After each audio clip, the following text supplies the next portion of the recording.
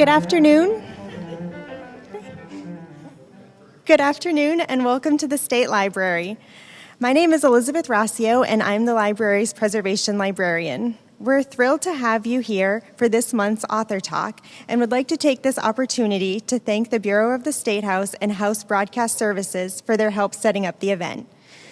Today, on International Women's Day, we are honored to be joined by author and historian Kate Clifford Larson. Dr. Larson is a New York Times bestselling author of biographies on Harriet Tubman, Rosemary Kennedy, and Mary Surratt.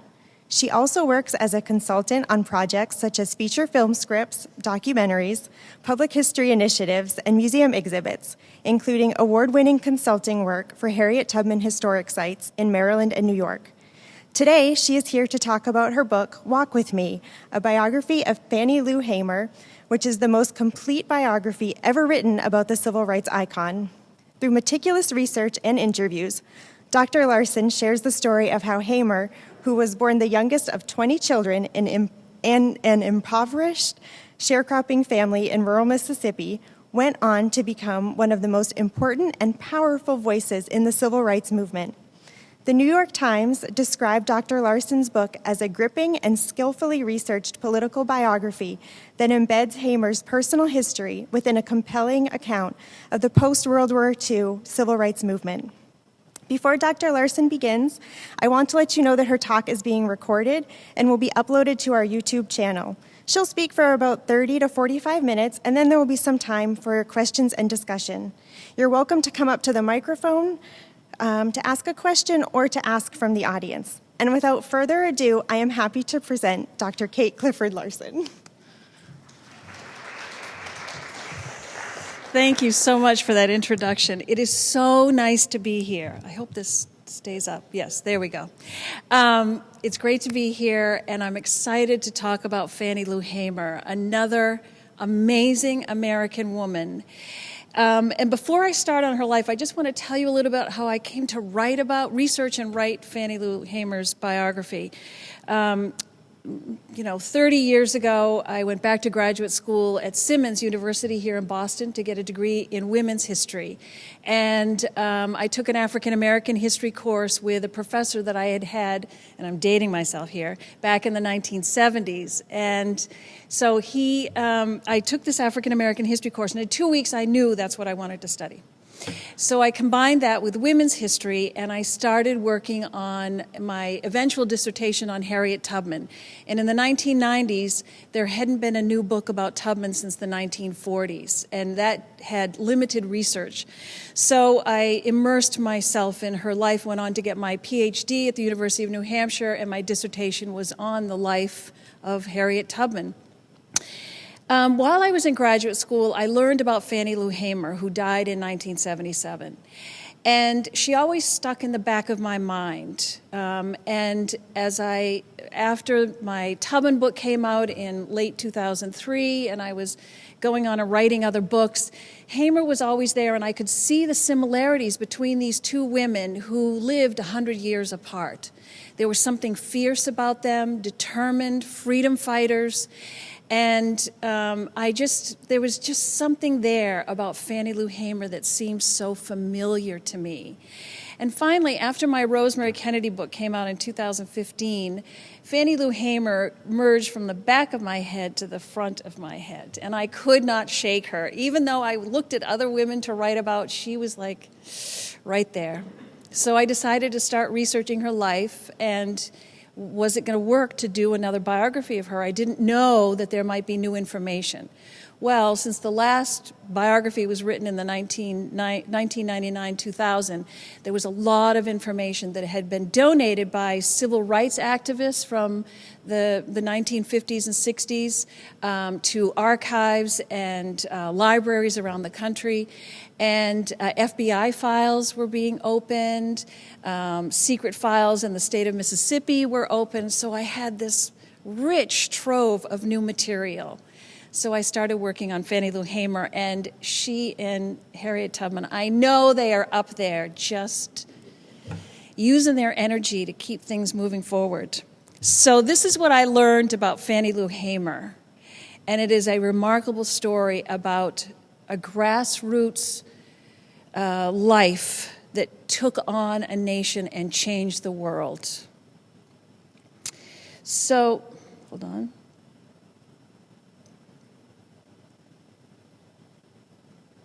There we go.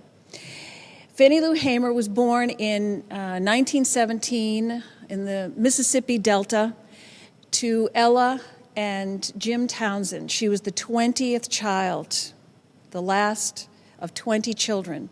7 of those children had died before she was born, 4 of them babies in the 4 years before she was born. The fatality rate for Black children was extraordinarily high in Mississippi. 1 out of 4 would die by the time they reached the age of 5 years old. Access to health care was impossible. Hospitals were segregated, or just, they weren't even segregated because there were no Black hospitals to speak of. Access was denied. So the survival for little children was bleak, and partly also because of the poor conditions that they were forced to live in a state where white landowners depended on Black sharecroppers and poor white sharecroppers. The economy did not support paying people enough because the white landowners took most of the profits from the crops that were supposed to be shared at the end of the season. Malnutrition was rampant for young children, disease, etc. So when Fannie Lou Hamer was born in 1917, you can imagine how fierce, and I use that word again, her mother was determined to make sure that her baby Fannie Lou would survive. And survive she did. Her siblings talked about how Fannie Lou was spoiled, that her mother just let her do whatever she wanted. And some of the siblings, the things they say, they were just so irritated with this little girl who got away with everything, but they didn't get away with any of that. But she was a bright light in that family and in the community. At an early age, she started showing promise not only as a smart student, but also she had an amazing singing voice. As a little child in the church, after services, they would go into the church hall and they would put little 5-, 6-year-old Fannie Lou up on a table, and she would sing for everybody.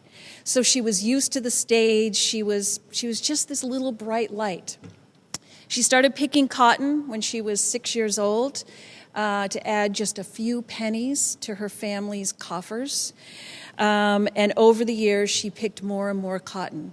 School for Black children in Mississippi, particularly in the Delta, was very limited. The schools were only open 3 or 4 months out of the year when the fields were fallow and their labor wasn't needed. Black teachers were poorly paid, and they did whatever they could to gather resources, generally cast-offs from white schools, to use to teach the children. 12 cents out of every education dollar went to Black schools. The rest went to white schools in Mississippi at the time. But she grew up strong, active. Her family started prospering a little bit because of the economy and the sale of cotton. The prices rose after World War I. And her father started making a little headway. He leased a truck, or he bought a used truck. He bought a few farm animals, and a white neighbor became jealous and poisoned all of their animals. And it set the family back into poverty again. Violence in Mississippi was unspeakable. It still holds the reputation of having the most lynchings in the country of any state. And Hinds County, Mississippi, which was south of where Hamer was raised, has the highest number of lynchings of any county in the country. The white supremacists, the white power structure, used threats of violence, physical violence, and economic retribution to any African Americans who sought to better themselves, to move forward, to make change. So Hamer grew up with this environment of violence right around her. She also grew up in an area that was amazing when you think about music. Her family settled outside of Ruleville, Mississippi, which is about 6 miles from the birthplace of the Delta Blues. So think of her in those fields, hearing the work songs, the call and response work songs, gospel music in the church and spirituals in the church, and blues music everywhere.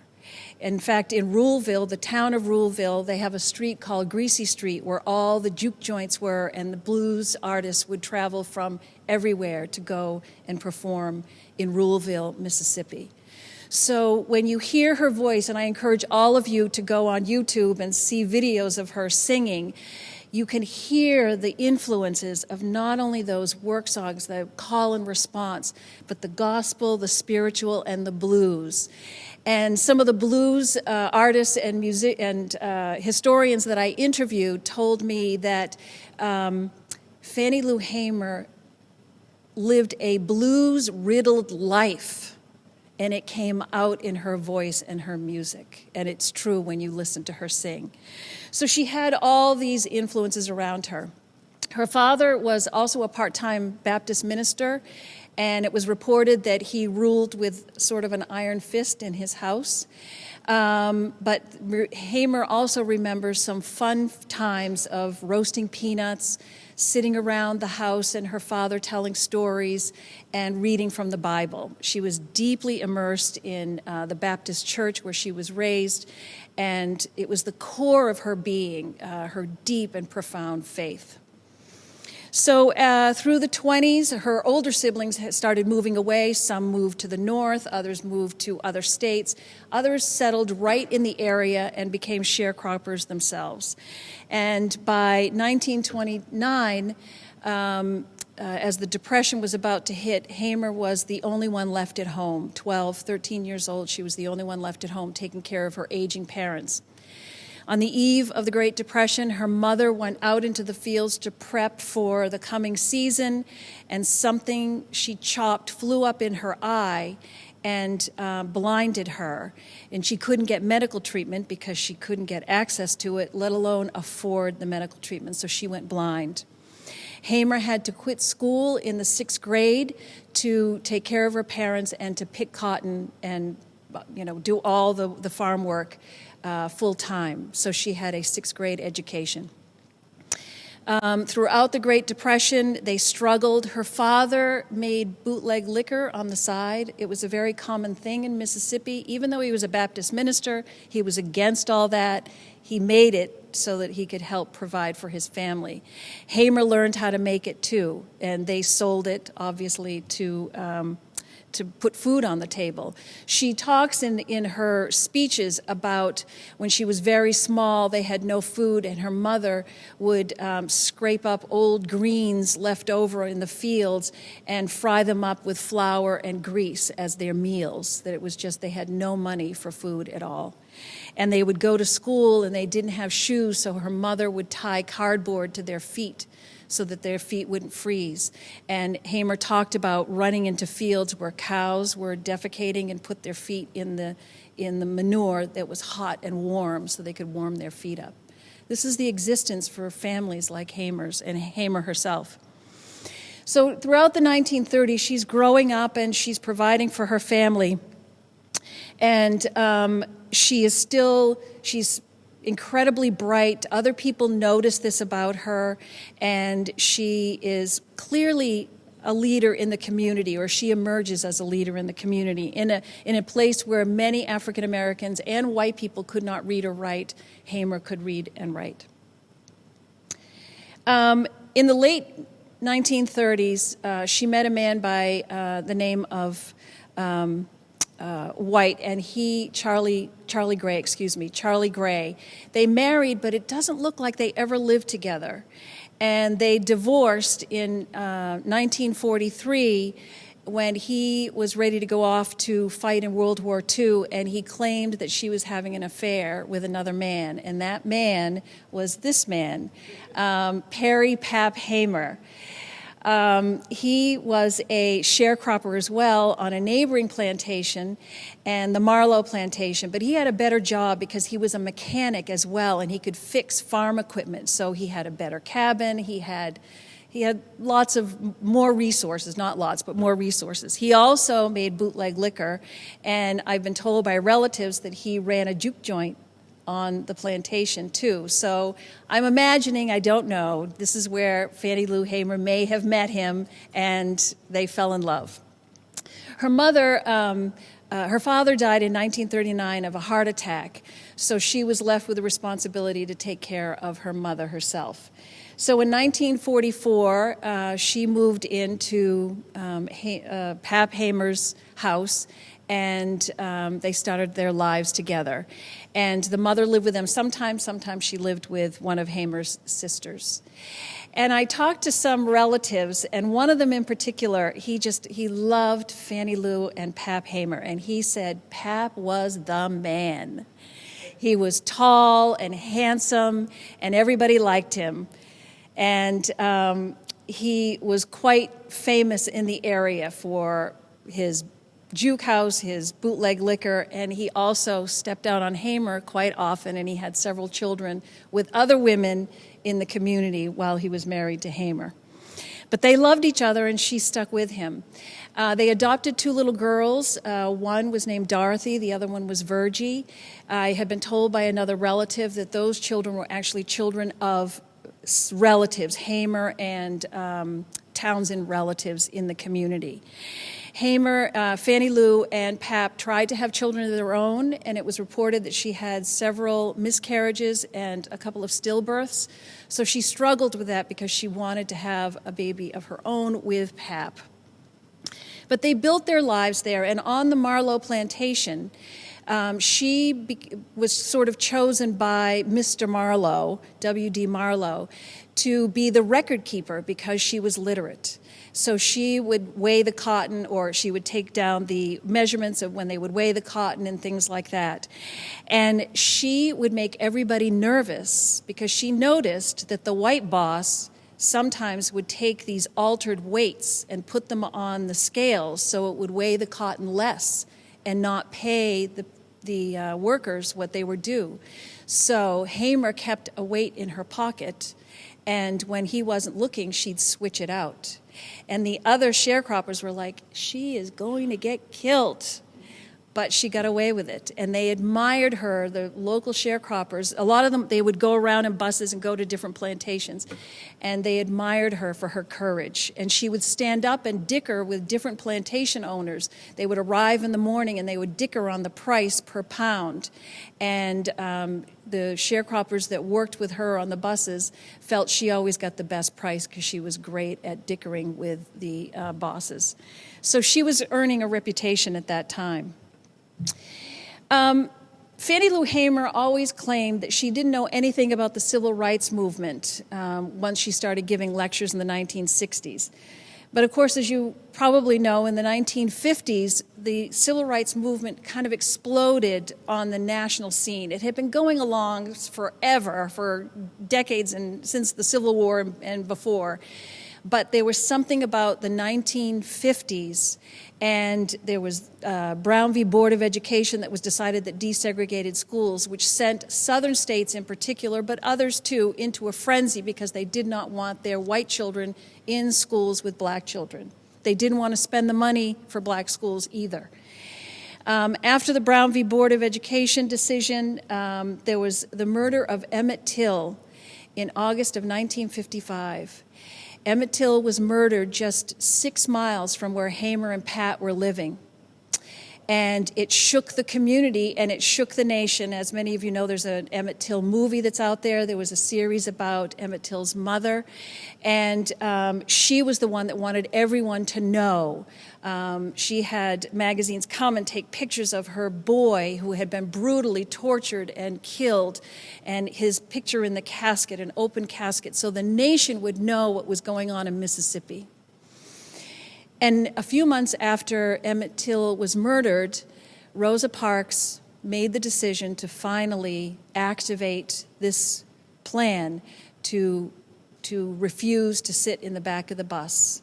And it set off the Montgomery bus boycott, which led to the rise of a young minister by the name of Martin Luther King, Jr. So this all happens early in the 50s, into the mid-50s. And then in 1957, we have Little Rock, where Eisenhower sends in the National Guard to protect these black children to desegregate the schools, because particularly in the South, they would not desegregate the schools. In 1960, the young people in this country, some young people, decided to really push harder and force the desegregation of lunch counters in places like that, particularly in the South where they were segregated. These were all in the press. So it's hard to believe that Hamer wasn't aware of the civil rights movement, and I'll get back to that in a minute. Of course, one of those young students was John Lewis, former now deceased congressman, and he was one of the many young people that traveled on these buses from Maryland and Virginia down through southern states to test those laws that had been passed in 1946 and 1959 and 53, et cetera, the federal government saying that it was illegal, unconstitutional to segregate interstate buses and lunch counters, rest stops, et cetera. Southern states ignored it, and the federal government did nothing about it, and that's why John Lewis and his colleagues decided to do these freedom rides. They were attacked, their buses were firebombed, they were shot at, they were beaten badly. I mean, Lewis was brutally beaten several times, and one time fractured his skull. But they were persistent, and this was hitting the news. The movement was getting some momentum. The rest of the nation was starting to pay attention. So in 1961, Hamer is still working on the plantation with her husband. They had still been trying to have a baby. It wasn't happening. Her mother passed away in 1961, and Hamer was working as another job, working to clean the home of the Marlows on the plantation. And one day, she was telling Mrs. Marlowe about how she was so upset because she was having trouble conceiving and carrying a baby to term.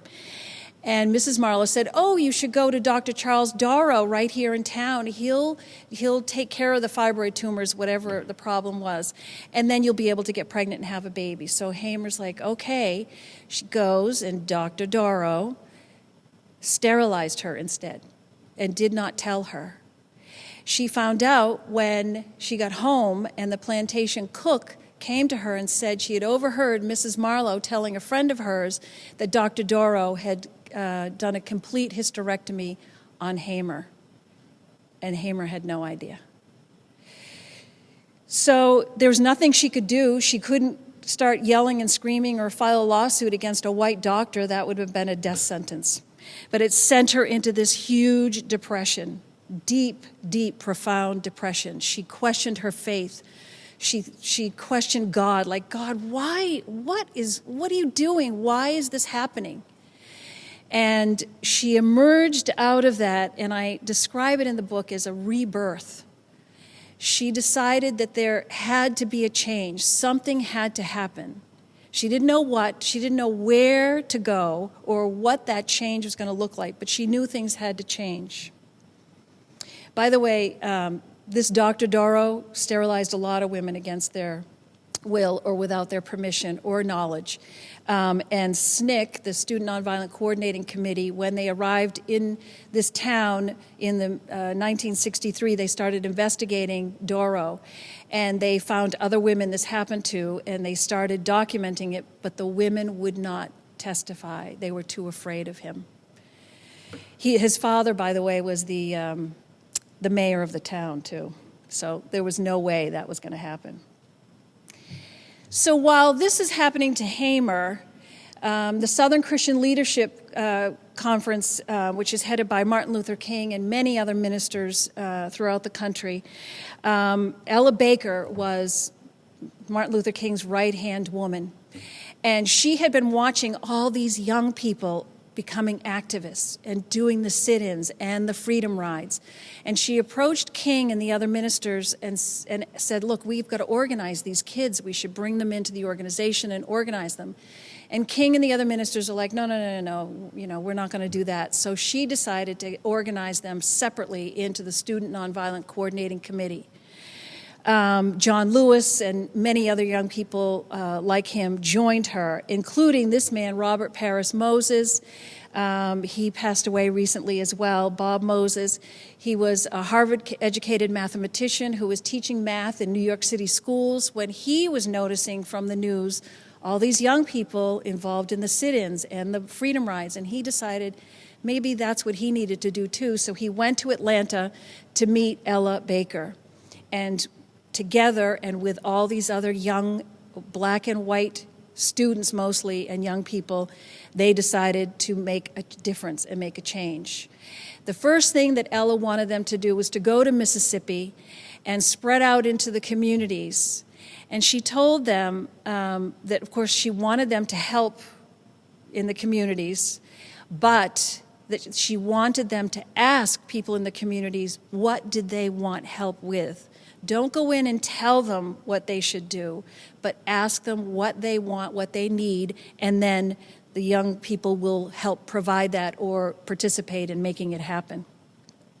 So they arrive in Ruleville, Mississippi in August of 1962. And they had been hearing for a year and a half, almost 2 years, that one thing that most African Americans in Mississippi wanted, other than health care and good housing and good jobs, was the right to vote. Half the population in Mississippi was black. Only 5% were allowed to be registered to vote. And that 5% rarely could vote because when they went to polling stations, they were often met with violence or threats, so they didn't vote. So, and the white power structure had been telling the rest of the world, oh, black people don't want to vote. They're not interested in voting. We can take care of it. They're just not interested. They can register to vote, but they don't want to. Of course, they couldn't register to vote in many places. And when they could, I have a picture here of one of the court clerks in neighboring Forest County. His name was Theron Lind. He was a notorious white supremacist, and he refused to let black people register to vote. I think it was over a 10-year period, he might have let 2 African Americans register to vote. So there were these literacy tests in Mississippi that people had to take, and they were onerous. They were like crazy questions they would ask, including interpreting the Mississippi Constitution. Here's a picture. There are 2 African American men trying to register to vote. He'll ultimately refuse them. He defied the federal government right up until 1966. He wouldn't let black people register to vote.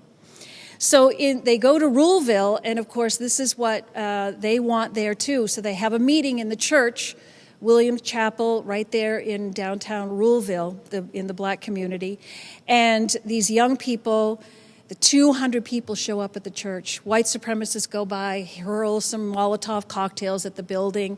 They douse out the flames, the parishioners and the local people, and they continue this meeting with the SNCC workers, Bob Moses and a bunch of others. And at the end of the meeting, they say, all right, those of you who want to go register to vote, we will get a bus and take you to Indianola, the state capital, to register. How many people want to go? And out of like the 200 people there, 18 raised their hands, and Fannie Lou Hamer is one of them. Because remember, she's looking for something to happen, some change.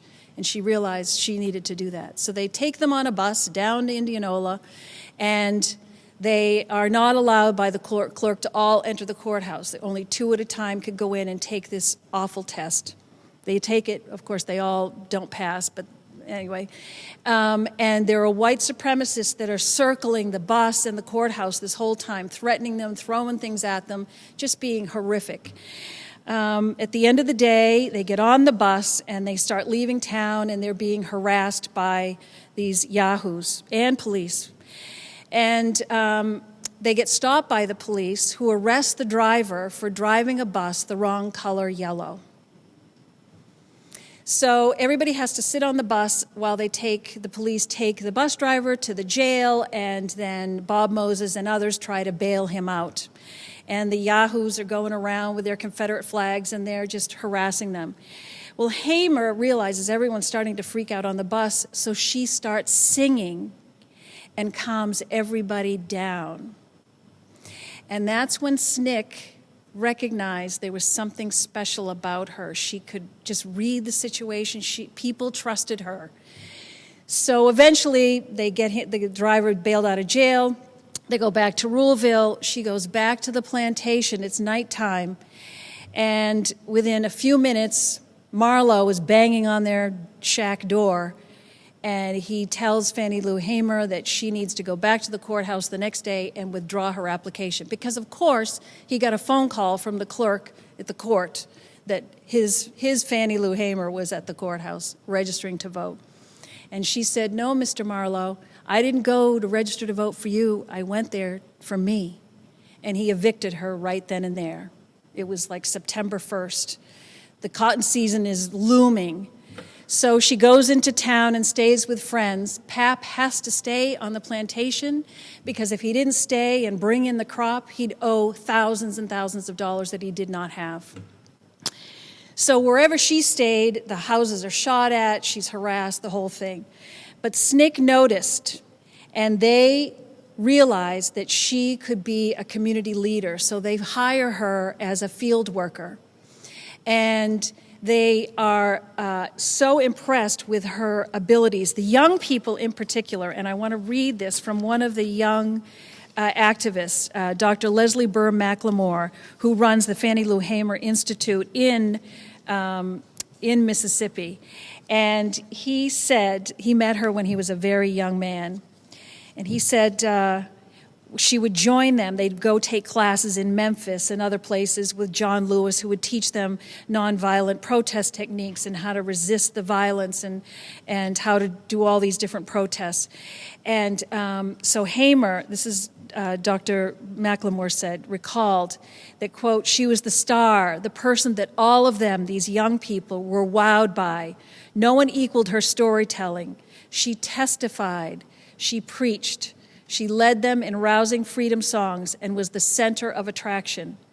Whenever Hamer got up to speak, the room hushed, and I can attest to that when you listen to her speeches on the internet." Another veteran said, "She was a powerhouse. She would shine her light. People caught this spirit. There was no doubt that she was a leader." She became a powerful, powerful force for change and an amazing leader among the SNCC young people. When I was listening to some of her speeches early on, and so in 62, they hire her late 62. So in early 63, she's really getting involved in taking many of their classes and also attending rallies. So there are recordings at the Smithsonian and at the Library of Congress that you can listen to. And there are these rallies that go on and on and on for a long time. And there were generally mostly men who would get up on the stage and give talks or lectures or speeches. And some of them, frankly, were boring. But anyway, you could hear the audiences getting very restless. You know, after a while, you get kind of bored. And they would call Fannie Lou Hamer up on stage to kind of corral the crowd. And she would get up there, and it would erupt into like a revival meeting. She would sing, people would shout and stomp and clap and do the call and response back with her. And then she'd get everyone energized to go out and just, you know, demand their rights. So people were noticing this, and Hamer was noticing that it was mostly the men that were giving the speeches, and she decided she needed to start giving some speeches too, and she did. And she was powerful. She did not hold back at all.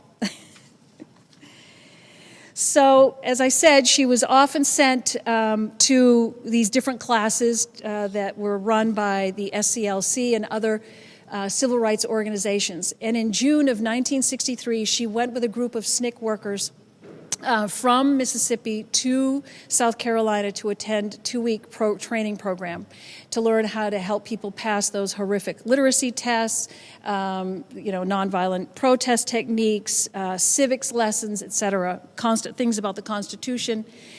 And she and all the SNCC workers decided that they would test the interstate laws each bus stop they went through, and they sat wherever they wanted to on the bus. They had no problems going from Mississippi to South Carolina.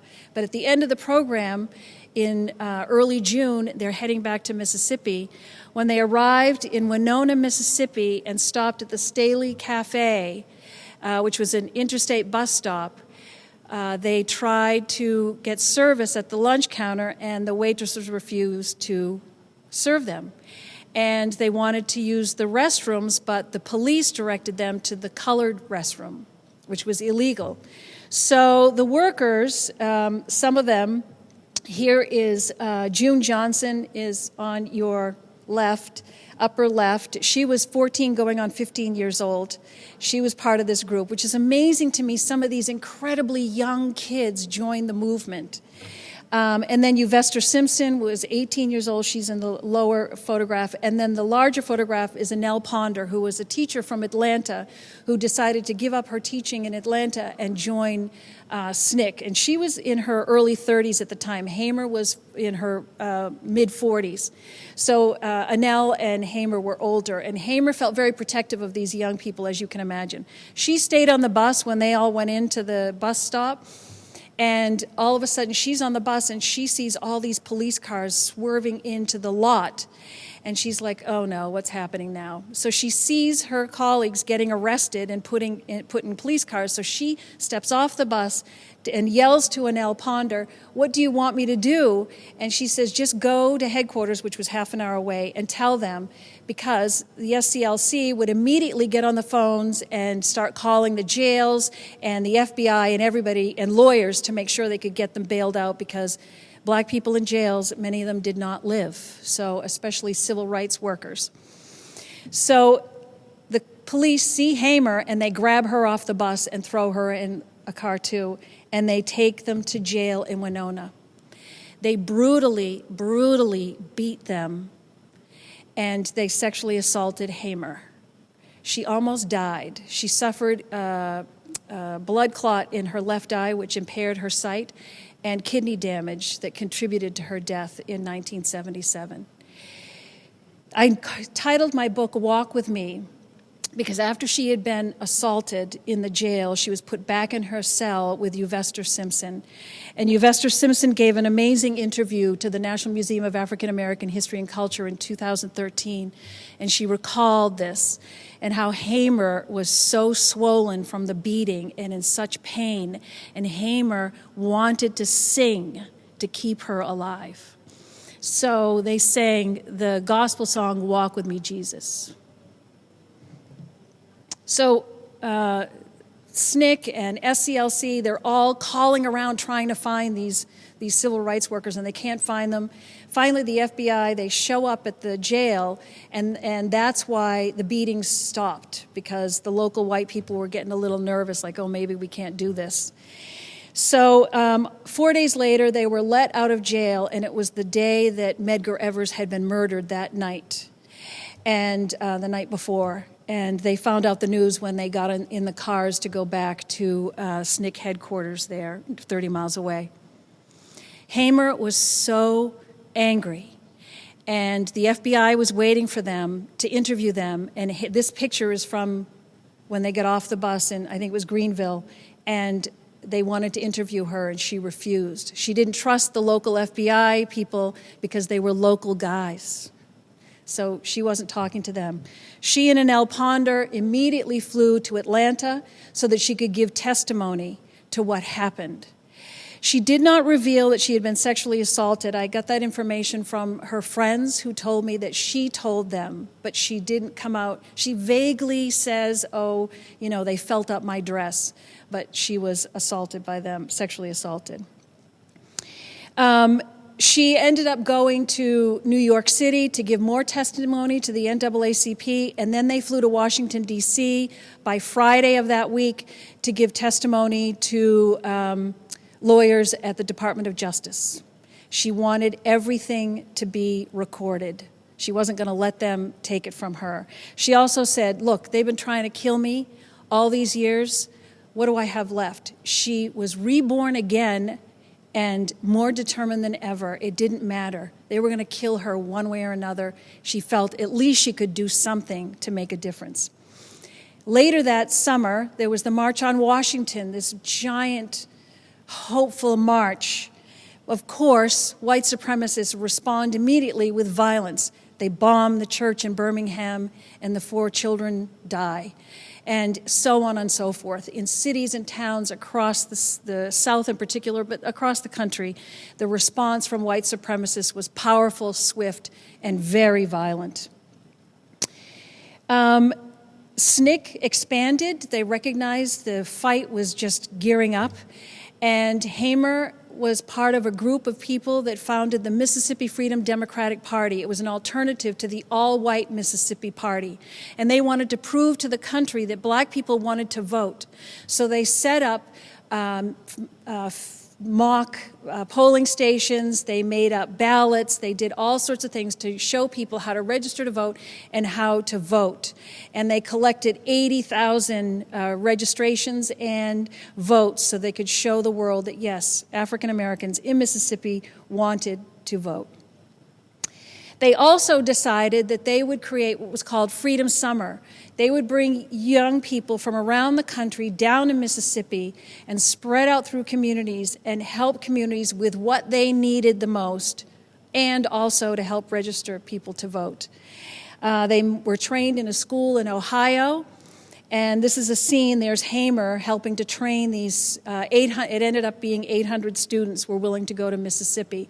While they were training in early June of 1964, 3 of those civil rights workers were kidnapped and murdered. Mickey Schwerner and his colleagues were they were there investigating the burning of a church in Philadelphia, Mississippi. The Klan members came, captured them, tortured them, and murdered them, burned their car, and buried them in an earthen dam. This happened while these workers are being trained in Ohio. Some of them decided to go home and not, SNCC wanted 1,000. They ended up with 800, and you can imagine why some would say, I'm not doing this. But the 800 that went were determined to fight. They were missing for 6 weeks, and then eventually on August 4th, they were found dead in an earthen dam.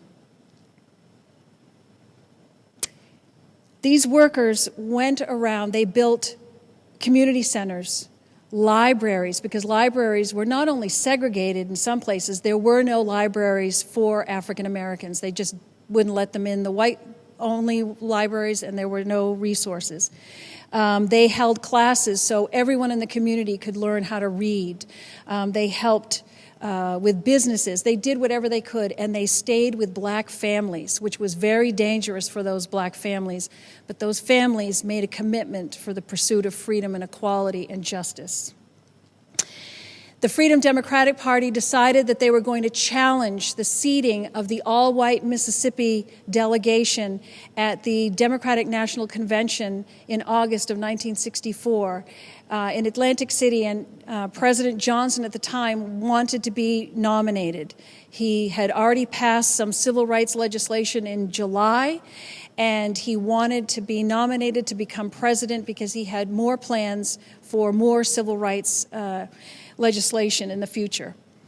But the Mississippi delegation had to be unseated, so the MFDP chose delegates. They had their elections, they chose delegates, and they went to Atlantic City to challenge the seating of Mississippi's white party at the Credentials Committee hearing, where those grievances are aired. And you can see parts of this online if you want to see for yourself. It isn't all available online anymore because it was sold to like Getty, and it cost like $2,000 to see the whole thing, but you can see snippets online.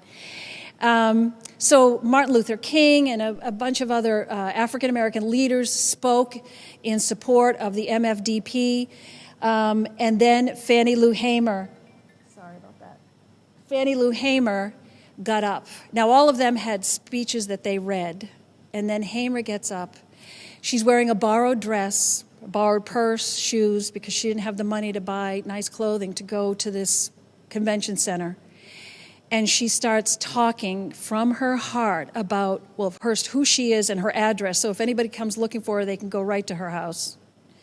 And she tells the horror that they have been living through in Mississippi.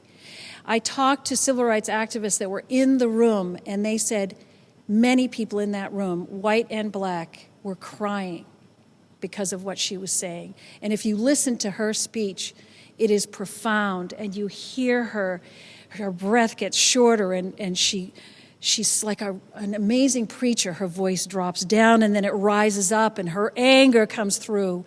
She's sweating. It's like she's crying, and she shakes the audience. She shakes them up.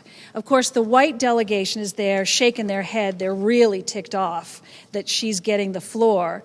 But the rest of the room is with Fannie Lou Hamer. The rest of the room is listening and believing. She ends her speech and says, the New York Times wrote about her speech, and they said she kept the audience spellbound. They didn't say that about anybody else, just Fannie Lou Hamer. And she said at the end, and if you think the Freedom Democratic Party is not seated now, I question America. Is this America the land of the free and the home of the brave, where our lives be threatened daily because we want to live as decent human beings in America? And then she gets up and leaves. However, her speech was interrupted halfway through by President Johnson. He's at the White House watching live coverage. NBC is covering it during the day. It's 3 o'clock in the afternoon. He's watching, and in about 3 minutes of her speech, it's 8.5 minutes long, he realizes, uh-oh, she is powerful. This is not good. He needed those white delegations, not only Mississippi, but Alabama and Louisiana and Texas, et cetera, those Democratic delegates from those horrible racist states to vote for him. And with Fannie Lou Hamer there, if she was seated, then he knew that every Southern Democratic delegation would bolt. In fact, George Wallace was threatening to do that and start his own party. So Johnson is frantic. He hated those white delegations from Mississippi. His tapes, which are online, he had these secret Oval Office tapes. He recorded everything. You can hear him. He's calling them all sorts of names. And he knew that black people deserved the right to vote, but he knew that they couldn't put a stake in the sand right there before the convention. He needed to become president. So anyway, the Credentials Committee decides against the MFDP. But Hamer and her colleagues refused to go. Here's a poster with Mickey Schwerner's likeness on it. His parents arrived to support Fannie Lou Hamer and others at the convention. And the Mississippi folks had dragged the burned-out station wagon that was found in early August. They dragged it all the way to Atlantic City, and they put it in the courtyard of the convention center to show everybody this is what they're doing in Mississippi. Hamer was furious. The people from Mississippi kept trying to take the Mississippi seats in the convention hall, and the security kept taking them out. Finally, security unbolted the chairs from the convention hall because they were having trouble keeping the Fannie Lou Hamer and her colleagues from sitting there because other people from other states were giving them passes to get onto the floor. Eventually, the Mississippi White Party was allowed to sit, but they were so angry, most of them left. And Hamer didn't get what she wanted. Mississippi, most of those people went on and supported Barry Goldwater, who was a racist, and the rest is history. The amazing thing is that Hamer was not deterred. She decided to run for office in November against a white congressman.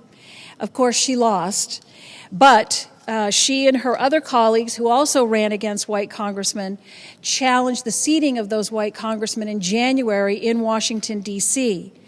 The hearing was set for the following September. Hamer was invited by a Massachusetts representative, whose name escapes me right at this very moment, and he got them into the chamber, and he had them sit on the floor in a chair, of course, on the floor of the chamber.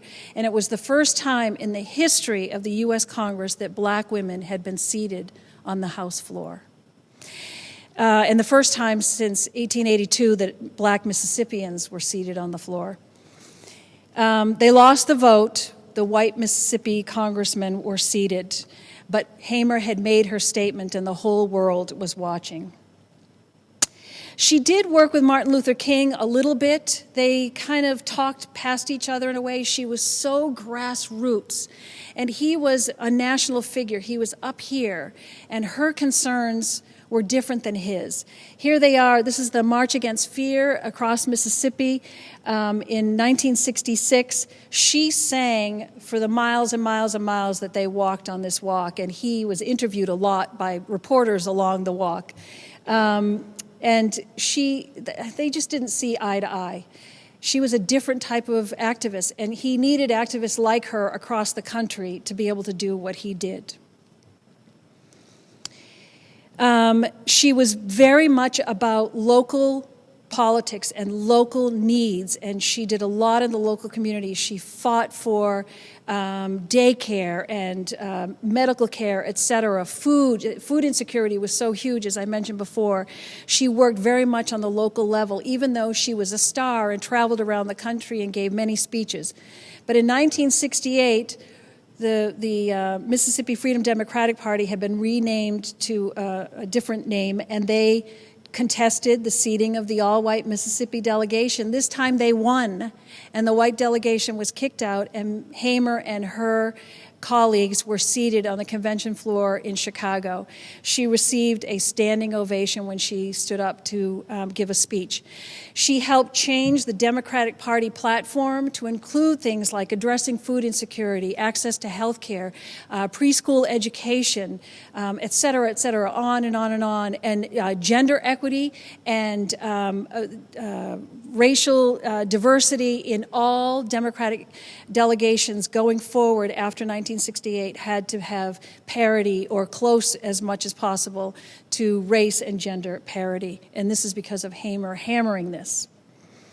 She was against the Vietnam War. She couldn't understand why young black soldiers were being sent to Vietnam to fight for someone else's freedom when they couldn't be free at home. Here she is at Nixon's inauguration outside the White House in Lafayette Square, giving a speech, a rally against the war. She also worked with Dorothy Height of the National Council of Negro Women, and they supported her efforts for farm co-op and pig banks, where people could receive 2 pigs at the beginning of the season, and then they would raise them, and then they could slaughter them, but any piglets they had, they would return, or how many, they would return to the pig bank. She was so much about local needs and taking care of that, not always on the stage. She also was remained very close to John Lewis. A lot of the other young SNCC workers by the early 70s had moved on. They went to, some of them became Black Panthers, others went on to graduate school, businesses, jobs, and so she was sort of solo there in Mississippi once the 1970s arrived. She did become a founding mother of the Women's Political Caucus. She worked with Bella Abzug and Shirley Chisholm and Betty Friedan and Gloria Steinem. She was a very conservative feminist, very conservative. She was against abortion, which I understand, having been sterilized. However, her relatives told me that she used to help women access abortions in the 1950s. And so clearly there was something that happened, and I attribute it to this forced sterilization that changed her mind about abortion. The one thing I don't understand about her is that she was anti-birth control too. And young black women activists, some of them, the interviews they gave about her, they were so furious, like Eleanor Holmes Norton and Marilee Evers and others were like, they couldn't understand why Hamer would be against birth control of all things, but she was. She just was like, nope. So she started getting very sick in the early 70s. She had hypertension, diabetes. Her kidneys were in terrible shape because of the beating, and she developed breast cancer. Ultimately, she had surgery, but she succumbed to the disease and all of the complications in March of 1977. And I leave this photograph here of her in a happier time with Pap and neighbors, children, etc., people following her still, walking with her. It's a tragedy that she died in 1977. She had so much power to give, so much strength and inspiration. And I'd like to leave with this. She said some many fascinating things. But this just was so, I'll read it to you and then you can decide for yourself. People always asked her, don't you hate white people? Look what they did to you. And she's like, I really don't hate any man, because her faith was the core of her being, and hate has no place when you're a faithful person. She said, I really don't hate any man. There's got to be something wrong psychologically with a person to have me beaten because of the color of my skin. Hate is like cancer, she said. It eats away at a human being until they become nothing but a shell. That same hate will make you stay up at night. That's the reason you have the Ku Klux Klan and all these other hate groups. That a man should stay up all night trying to figure out how he can fix a sheet to make a point in it to go out and terrorize another human being is really stupid. The point is not in the sheet, it's in his head. Thank you very much.